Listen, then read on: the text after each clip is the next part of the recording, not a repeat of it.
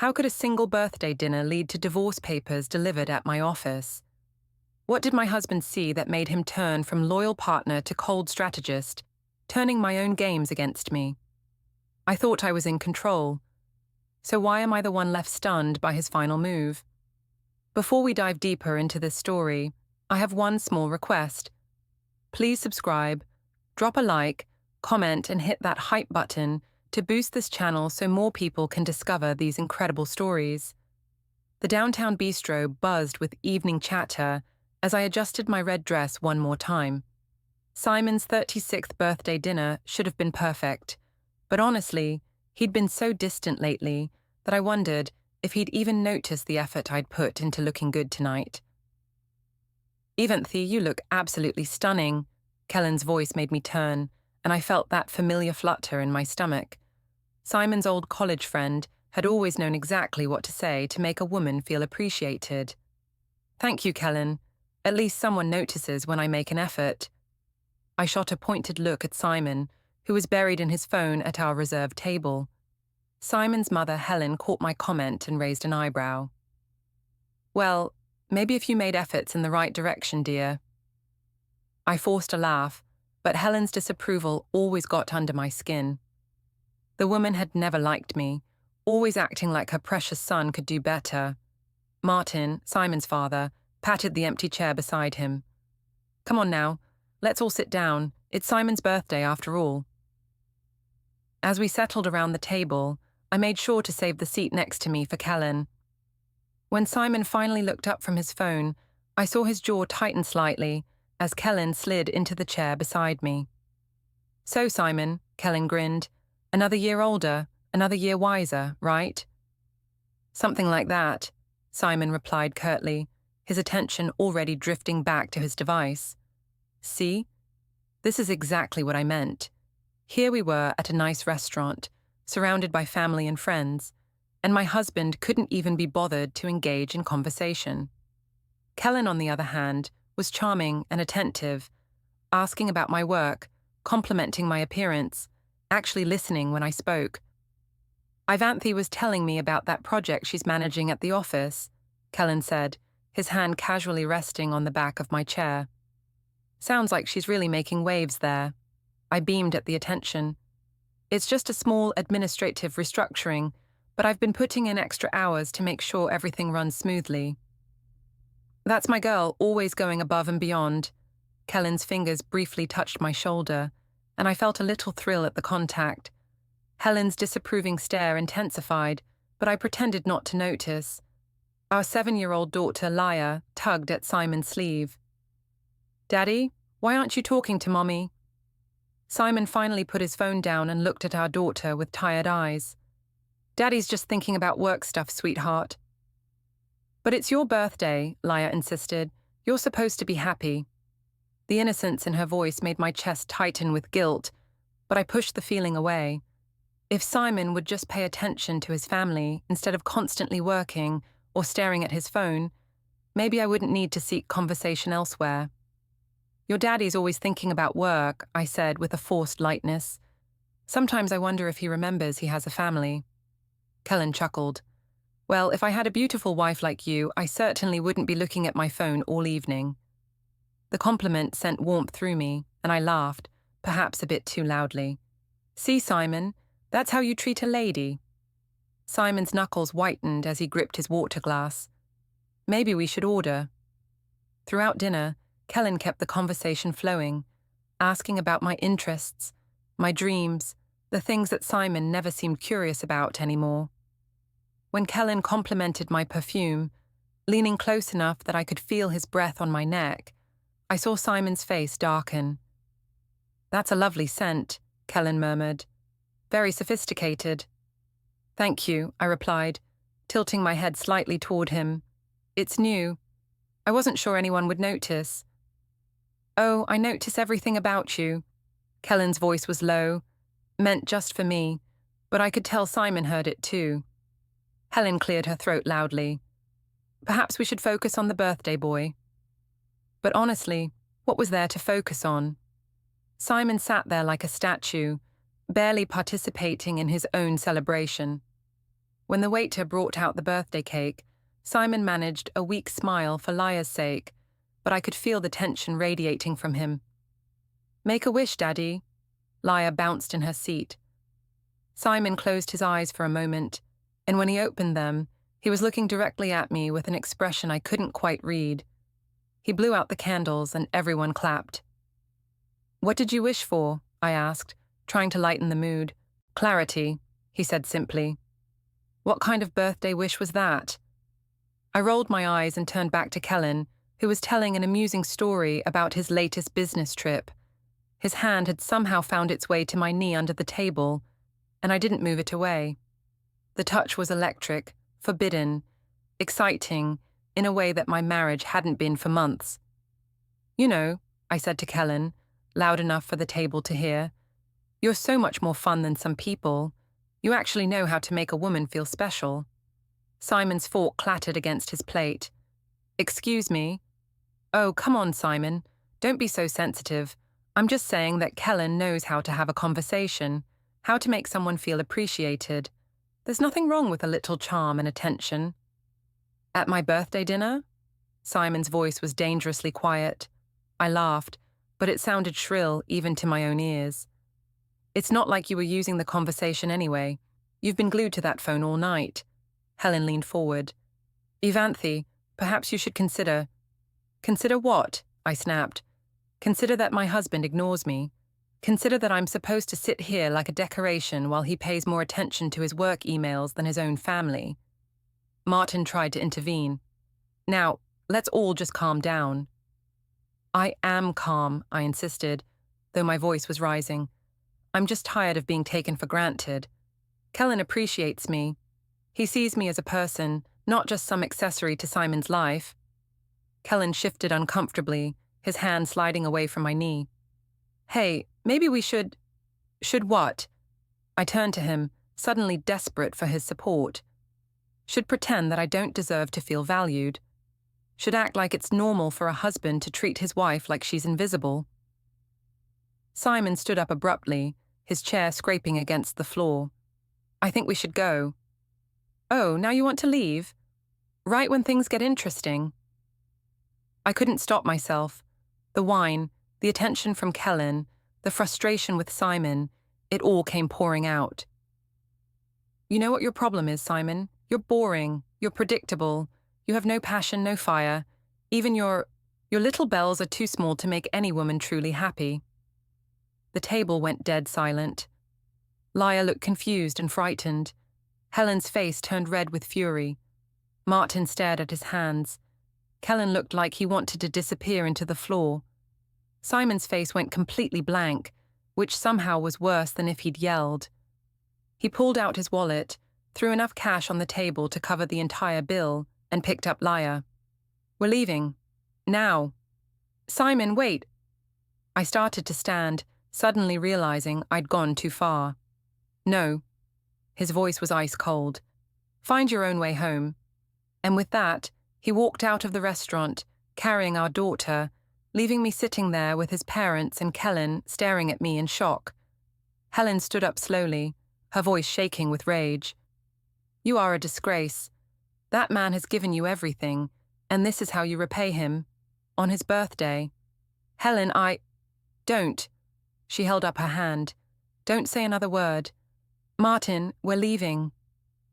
As Simon's parents gathered their things and left, I turned to Kellen, hoping for some support, some validation that I wasn't completely in the wrong. But Kellen was already standing, avoiding my eyes. "I think I should go too, Ivanthi.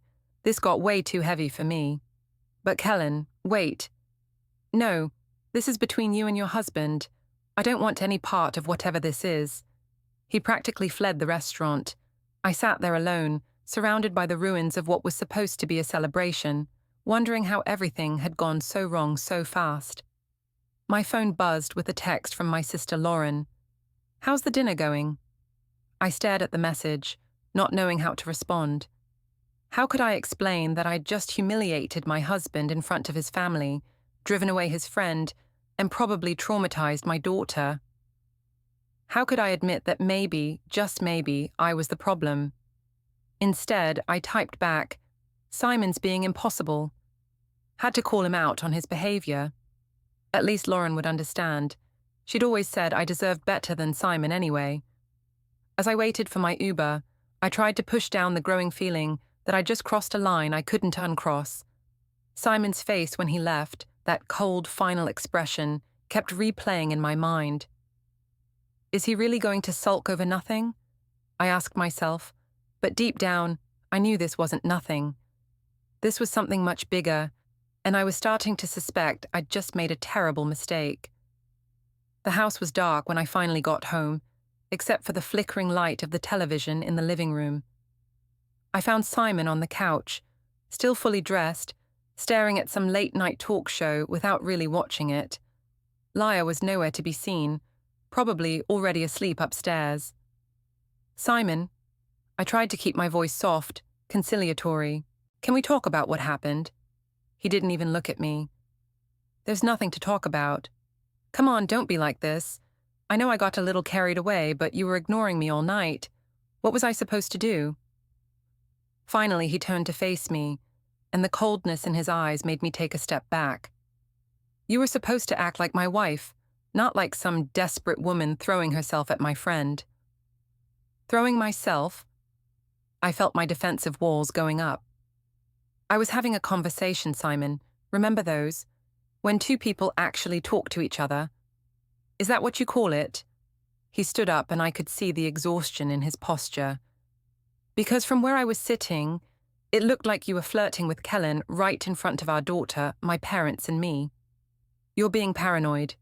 I crossed my arms. Just because a man pays attention to me doesn't mean I'm flirting. Maybe if you showed half the interest in me that Kellen does, I wouldn't need to seek conversation elsewhere. Simon stared at me for a long moment. Seek conversation. Is that what we're calling it now? What's that supposed to mean? Instead of answering, he grabbed a pillow and blanket from the closet. I'm sleeping down here tonight. Oh, come on, Simon.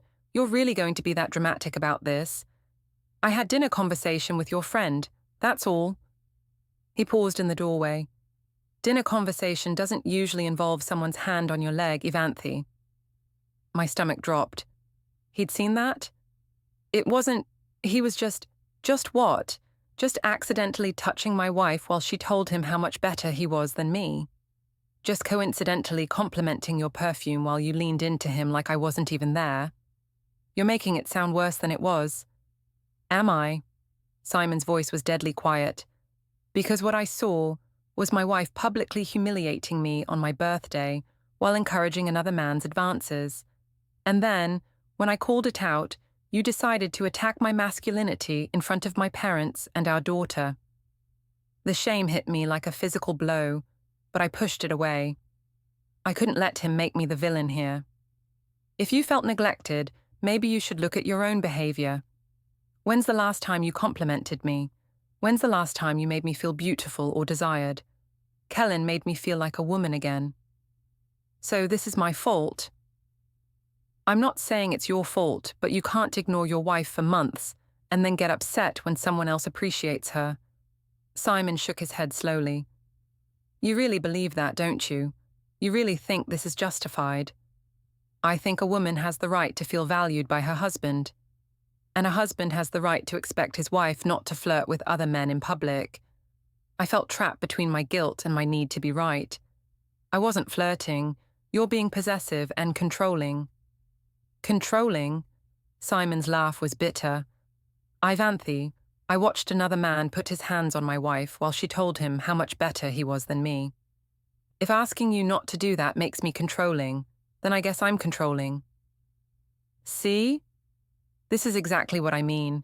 You're twisting everything around to make me the bad guy. I'm not allowed to have friends. I'm not allowed to have conversations. I'm not allowed to feel appreciated by anyone but you. And you don't even do that. Simon looked at me like he was seeing a stranger. When did you become this person? What person? Someone who can't take responsibility for anything. Someone who turns every conversation into an attack on me. I felt tears starting to form, but I blinked them back. I'm not attacking you. I'm trying to explain how I feel. By telling me my friend is better than me, by humiliating me in front of my family, by letting another man touch you while you encourage it. He barely touched me. His hand was on your leg, Ivanthi, for most of dinner, and you didn't move it. The fact that he'd noticed everything made me feel exposed and defensive. So what if it was? It didn't mean anything. It meant something to me. Well, maybe if you paid half as much attention to me as you do to every little detail you want to criticize. I'm going to bed. Simon cut me off. On the couch. We'll talk tomorrow when you're ready to have an honest conversation. I'm being honest. But he was already walking away, leaving me standing in the living room feeling frustrated and misunderstood. Why couldn't he see that I was the one being hurt here? I was the one being neglected, taken for granted. Kellen's attention had felt like water in the desert, and instead of asking himself why his wife was so thirsty for appreciation, Simon was attacking me for drinking. I went upstairs to check on Laya and found her lying awake in her bed, staring at the ceiling. "Mommy, why was Daddy upset at dinner?" My heart clenched. Daddy's just being dramatic, sweetheart. Sometimes grown-ups have disagreements. But you were mean to him. I wasn't mean, baby. I was just trying to get him to pay attention to us. Sometimes Daddy gets so focused on work that he forgets about his family. Laya's lower lip trembled. Are you and Daddy going to get divorced like Emma's parents? No, sweetheart. Daddy and I just need to work some things out. Everything's going to be fine. But as I tucked her in and kissed her goodnight, I wondered if that was true. The look in Simon's eyes tonight had been different, not just hurt or angry, but something colder, more final. I went to our bedroom and called Lauren. How did it go? She answered immediately. Terribly. Simon completely overreacted to everything. What happened? I gave her my version of events, emphasizing Simon's coldness and neglect, while downplaying the extent of my interactions with Kellen. He's being so possessive and controlling. I can't even have a conversation with another person without him making it into some big drama. Ugh, that's so typical, Lauren said. Men get so threatened when their wives show any independence or personality. You deserve to feel appreciated, Ivy. If he can't handle that other people see your worth, that's his problem. That's what I tried to tell him, but he's acting like I committed some terrible crime. You had dinner conversation with his friend. Big deal. If he's so insecure that he can't handle you being charming and social, maybe he should work on being more interesting himself. Lauren's validation felt good, but there was still a nagging voice in the back of my head that whispered I'd gone too far. I pushed it down. He's sleeping on the couch tonight like some kind of punishment. Let him. Maybe a night on the couch will help him realize he needs to start appreciating what he has. After we hung up, I lay in bed staring at the ceiling, listening to the house settle around me. From downstairs, I could hear Simon moving around, probably unable to sleep, just like me. Maybe I should go down and apologize, I thought. But apologize for what? For feeling unappreciated, for enjoying some attention and conversation, for standing up for myself when he tried to make me feel guilty for being social. No, if anyone should apologize, it should be Simon. For ignoring me, for embarrassing me in front of everyone by storming out, for making me sleep alone because he couldn't handle a little friendly conversation.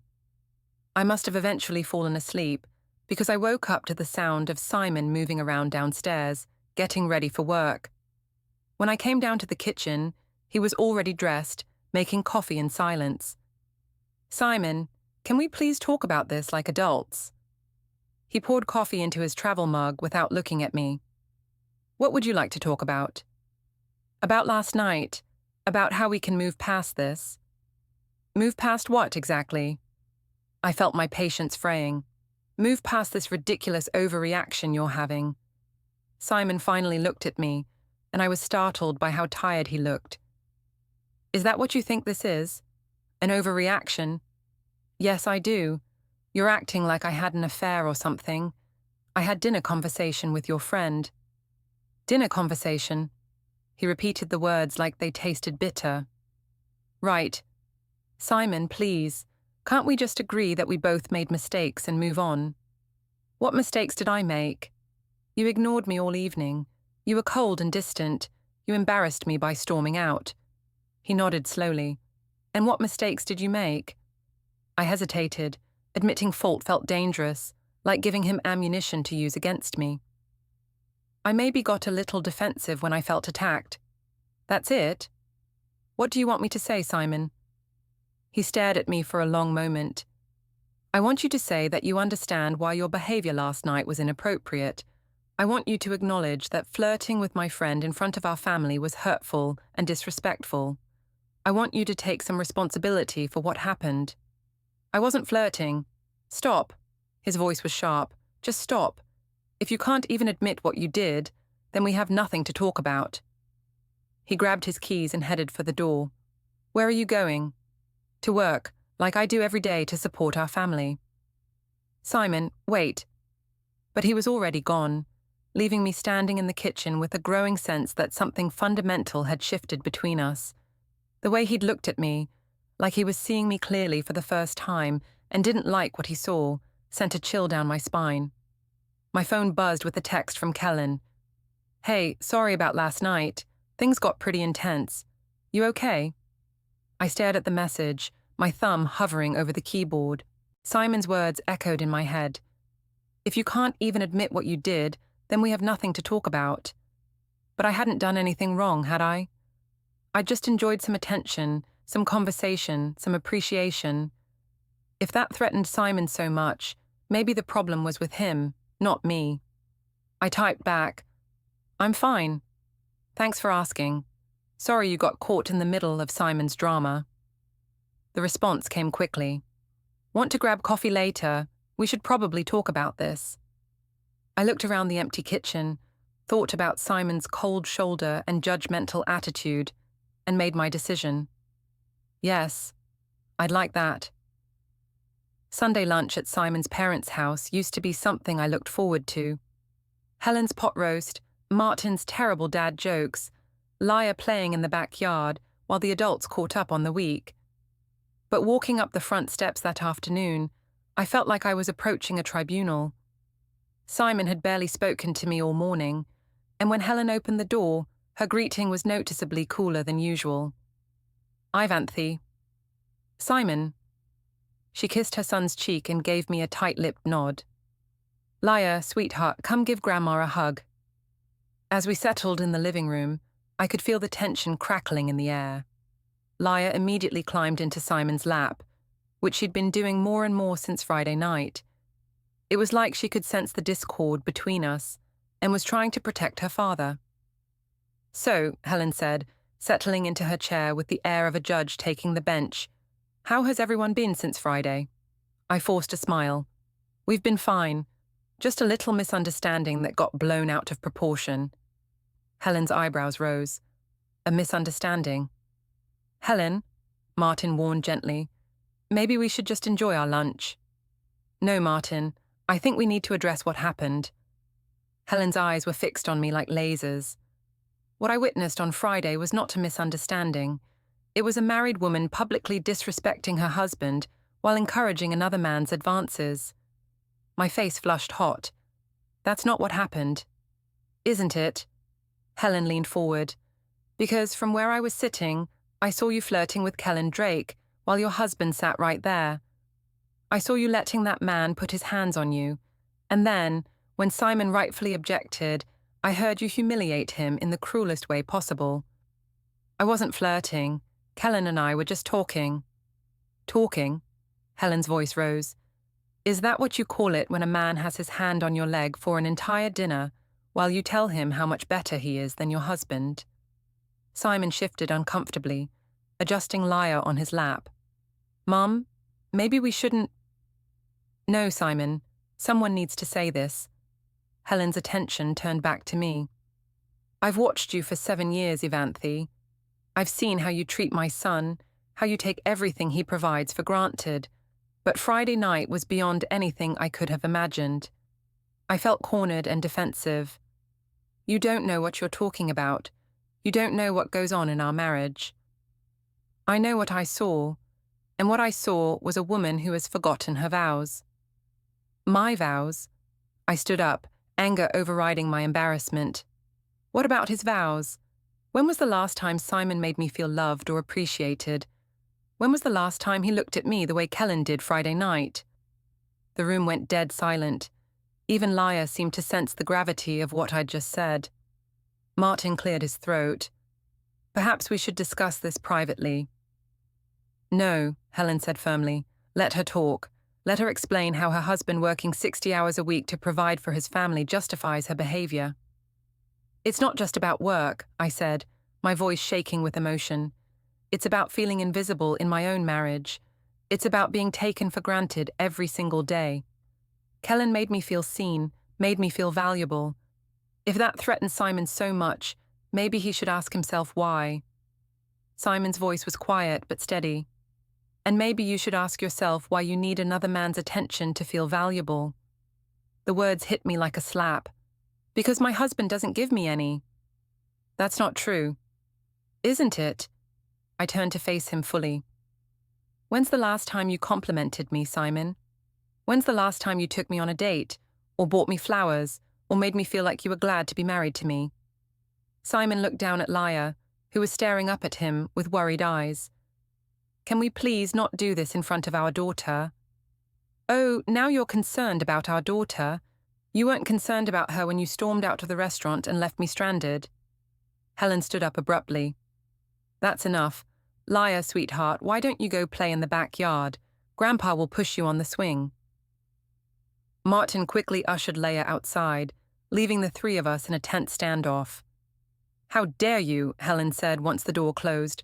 How dare you sit in my home and blame my son for your behavior? That man has given you everything. A home, a family, financial security, and you repay him by carrying on with his friend. I'm not carrying on with anyone. Then what do you call it? What do you call the way you were touching that man? The way you were looking at him? The way you spoke to him versus how you spoke to your own husband? I felt trapped, surrounded by accusations I couldn't fully deny. I call it having a conversation with someone who appreciates me. At your husband's birthday dinner, in front of his family, while letting another man put his hands on you. Helen shook her head in disgust. And then you have the audacity to blame Simon for your choices. My phone buzzed with a text, and I glanced down to see Lauren's name. The message read, "How's lunch going? Remember, you don't have to put up with his family's judgment. You deserve better." The support from my sister gave me strength. You know what? I don't have to listen to this. I don't have to sit here and be attacked for having feelings, for wanting to be appreciated. No one's attacking your feelings, Simon said quietly. We're talking about your actions.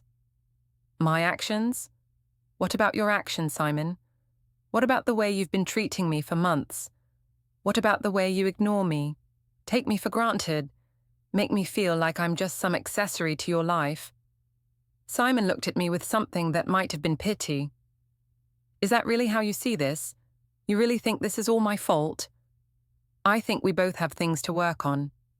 But only one of us was flirting with someone else on Friday night. I wasn't flirting. The lie felt hollow even as I said it.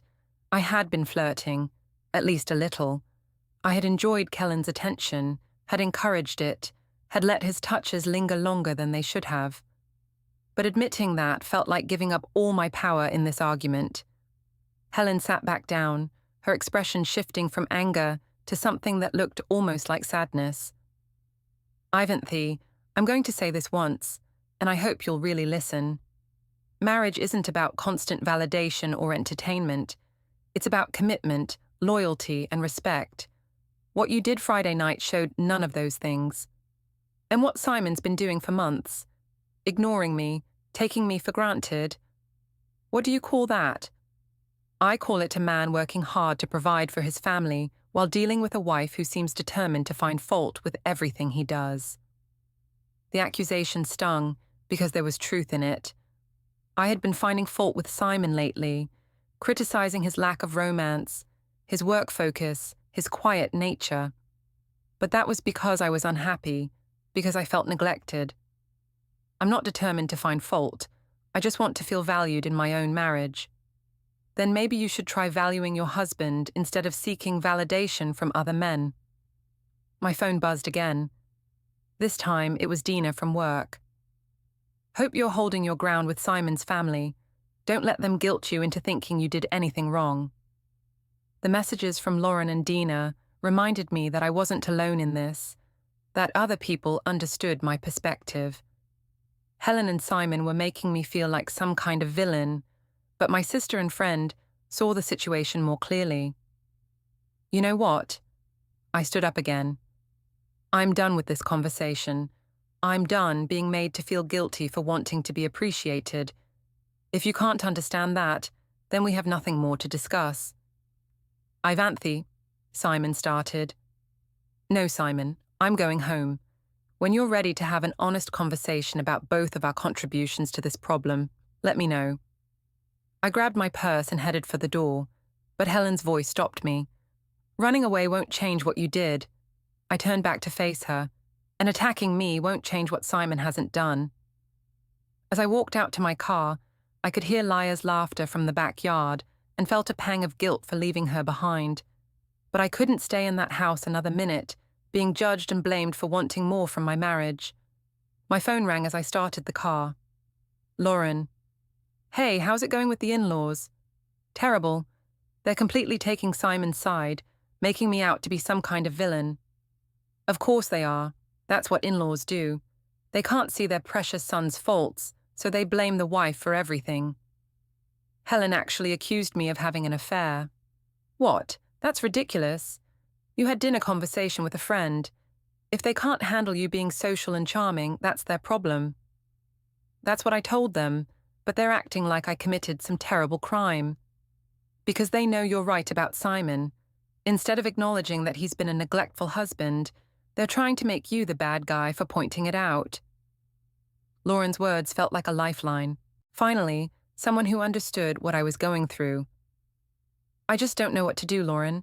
Simon's barely speaking to me, his parents hate me, and everyone's acting like I'm the only one who did anything wrong.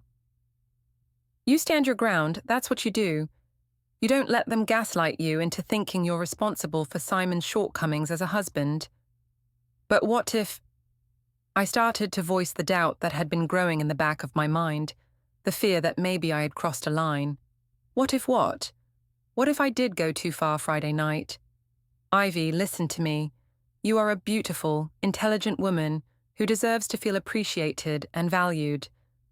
If your husband can't provide that, and another man can, that's not your fault. You didn't do anything wrong by enjoying some attention and conversation. But Kellen did touch my leg and I didn't stop him. So what? It was innocent. If Simon's so insecure that he can't handle his friend complimenting his wife, that says more about him than it does about you. By the time I hung up with Lauren, I felt more confident in my position. I wasn't the villain here. I was a neglected wife who had enjoyed some harmless attention from a friend. If Simon and his family couldn't understand that, it was their problem, not mine. My phone buzzed with another text, this one from Kellen. Coffee tomorrow? I think we should talk about Friday. I stared at the message for a long moment. Meeting with Kellen felt dangerous somehow, like crossing another line. But why should I isolate myself just because Simon was being unreasonable? I typed back, yes, 2 p.m. at Café Luna. His response came immediately. Perfect, see you then. As I drove home, I told myself I was just meeting a friend for coffee. There was nothing wrong with that. If Simon had a problem with it, that was his issue to deal with. But deep down, in a part of my mind I was trying hard to ignore, I knew I was lying to myself. This wasn't just about coffee or friendship. This was about the way Kellen made me feel. Desired, appreciated, alive in a way I hadn't felt in months. And maybe, just maybe, that was exactly what I needed. Monday morning brought a cold silence that felt different from the weekend's tension. Simon got ready for work without saying a word to me, and when I tried to make conversation over breakfast, he responded with single-word answers. Even Laya seemed to pick up on the atmosphere, eating her cereal quietly and watching us both with worried eyes. "Daddy, are you still mad at Mommy?" she asked as Simon packed her lunch. Simon's hands paused for just a moment. Daddy's not mad, sweetheart. Sometimes grown-ups need time to think about things. But you're not talking to each other. We're talking, I interjected, trying to sound normal. We're just figuring some things out. Laya didn't look convinced, but she didn't push further. After Simon dropped her off at school and left for work, I found myself alone in the house with my thoughts and my phone. At work, Dina immediately pulled me aside. You look terrible. How bad was the weekend?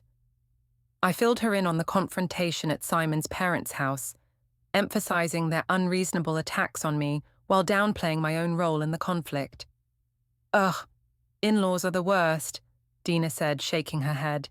They always think their sons can do no wrong. The fact that they're ganging up on you instead of supporting you tells you everything you need to know about their priorities.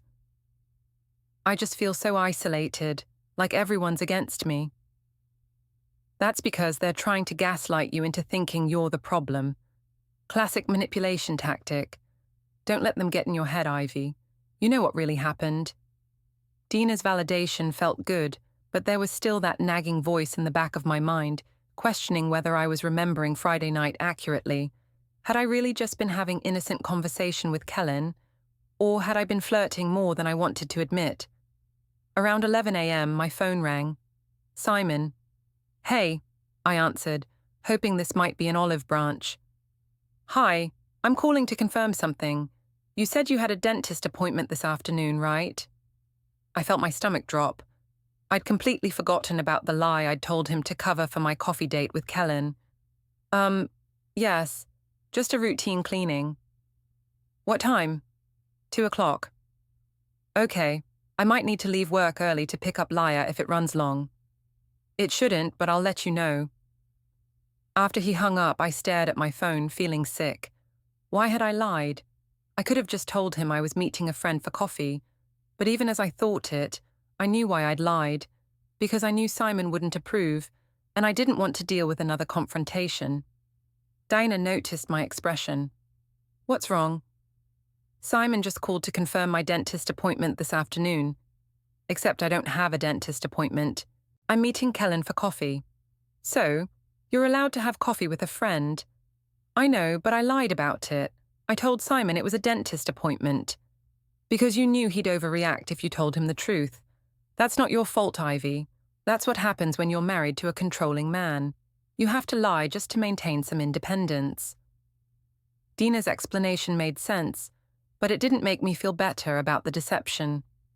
At 1:45, I left work and drove to Cafe Luna, my stomach churning with a mixture of excitement and guilt. Kellen was already there when I arrived, sitting at a corner table with 2 coffee cups in front of him. I got you a latte, he said, standing to give me a hug that lasted just a moment longer than friendly. Thank you. I slid into the seat across from him, hyper-aware of how intimate this felt despite being in a public place. So, Kellen said, settling back into his chair, that was quite a dinner Friday night. I felt heat rise in my cheeks. I'm so sorry you got caught in the middle of that. Simon was being impossible, and I guess I got defensive. Hey, no judgment here. Marriage is complicated. I've been there. Kellen's understanding felt like a balm after days of criticism and cold shoulders. It's just been so hard lately. Simon's been so distant, so focused on work. I feel like I'm invisible in my own marriage. That's got to be incredibly lonely. It is. I felt tears threatening and blinked them back. Friday night, when you were talking to me, really listening and paying attention, it felt like the first time in months that someone saw me as a person instead of just a wife and mother. Kellen reached across the table and touched my hand. You're definitely more than just a wife and mother, Ivanthi. You're intelligent, beautiful, funny. Simon's an idiot if he can't see that. The touch sent electricity through me, and I didn't pull my hand away. Thank you for saying that. I've been starting to wonder if maybe I was asking for too much, wanting to feel appreciated and valued.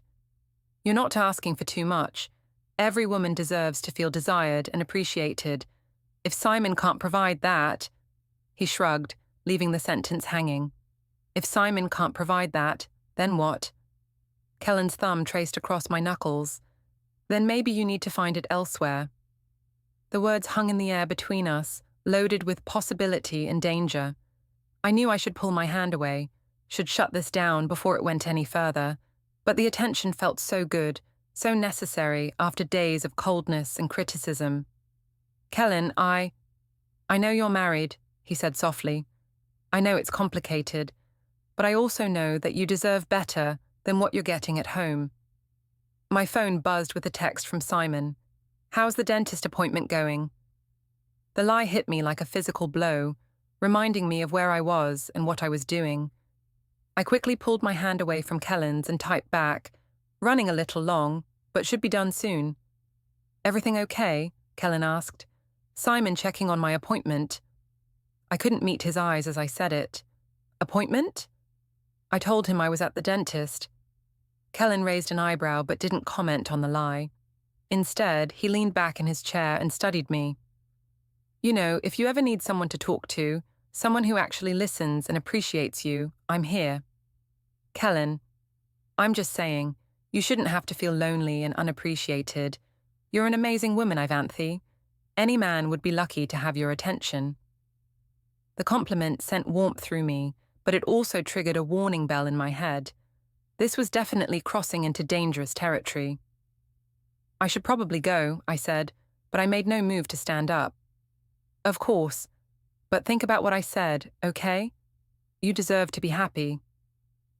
As I drove home, Kellen's words echoed in my mind. You deserve to be happy. Was I happy? When was the last time I'd felt truly content in my marriage? But alongside the validation came a growing sense of unease. The lies were piling up, first the dentist appointment, now the nature of my relationship with Kellen. When had I become someone who deceived her husband? When I got home, Simon was already there, sitting at the kitchen table with his laptop open. He looked up when I walked in. How was the dentist? Fine, just a cleaning. The lie came so easily it scared me. Good. No cavities or anything? Nope, all clean. I busied myself putting away my purse, avoiding his eyes. That's good. Dr. Martinez is great, isn't he? I froze. Dr. Martinez was our dentist, but I'd never mentioned his name. Yes. He's very thorough. Simon nodded and went back to his laptop, but something in his expression made my stomach clench. Did he suspect something? That evening, as we went through our usual routine of dinner, homework help for Laia, and bedtime stories, the distance between Simon and me felt like a physical barrier. We moved around each other like polite strangers, making conversation only when necessary. After Leia was asleep, I found Simon in his home office, working on something that looked like spreadsheets. What are you working on? Just organizing some files. He didn't look up from the screen. Simon, we need to talk about this. We can't keep going on like this. Like what? Like strangers. Like we can barely stand to be in the same room together. He finally looked at me, and I was struck again by how tired he looked. What would you like me to say, Ivanthi? I'd like you to say that you're willing to work on our marriage, that you're willing to acknowledge your part in our problems. My part? The neglect, the distance, the way you've been taking me for granted. Simon was quiet for a long moment. Is that really what you think this is about? My neglect? Isn't it? I thought this was about you flirting with my friend at my birthday dinner. I thought this was about you letting another man put his hands on you while you told him how much better he was than me. That's not... I started to deny it again, but Simon held up his hand. Please don't lie to me anymore. The word anymore hit me like a slap. I'm not lying. Aren't you? He turned his laptop screen toward me, and I saw what looked like phone records. These are our cell phone logs, Ivanthi. Guess how many texts you've exchanged with Kellen Drake since Friday night? My blood turned to ice. You're spying on me. I'm trying to understand what's happening to my marriage, and what I'm finding is that my wife has been in constant contact with another man while lying to me about dentist appointments. How did you... Dr. Martinez is a family friend, Ivanthi. I called to make sure your appointment went okay, and he told me you haven't been scheduled with them in 6 months. I felt trapped, caught in lies I couldn't explain away. Simon, I can explain. Can you? Can you explain why you lied about where you were this afternoon? Can you explain why you've been texting with Kellen every day since Friday? Can you explain why my wife is sneaking around behind my back? I'm not sneaking around. I just knew you'd overreact if I told you I was having coffee with a friend. A friend who had his hands on you at dinner. A friend you've been in constant contact with. A friend you're now lying to your husband about meeting. The evidence was overwhelming, and I felt my defensive walls crumbling. It's not what you think. Then what is it, Ivanthi? What exactly is it? I stared at him, realizing I didn't have a good answer. What was it? Innocent friendship? Emotional affair? Something more? Before I could respond, the doorbell rang. Simon and I looked at each other, neither of us expecting anyone this late. Simon got up to answer it, and I heard him talking to someone at the door. When he came back, he was holding a large envelope. "What is it?" I asked. Simon's face was pale as he opened the envelope and pulled out a stack of papers. Divorce papers. What? From who? But as Simon read through the documents, his expression shifted from confusion to something that looked almost like relief. "No," he said quietly. "These aren't divorce papers. They're custody and financial protection documents. Someone's been doing their homework." "I don't understand." Simon looked at me with an expression I'd never seen before. Cold, calculating, and utterly final. "Neither did I, Ivanthi, but I'm starting to."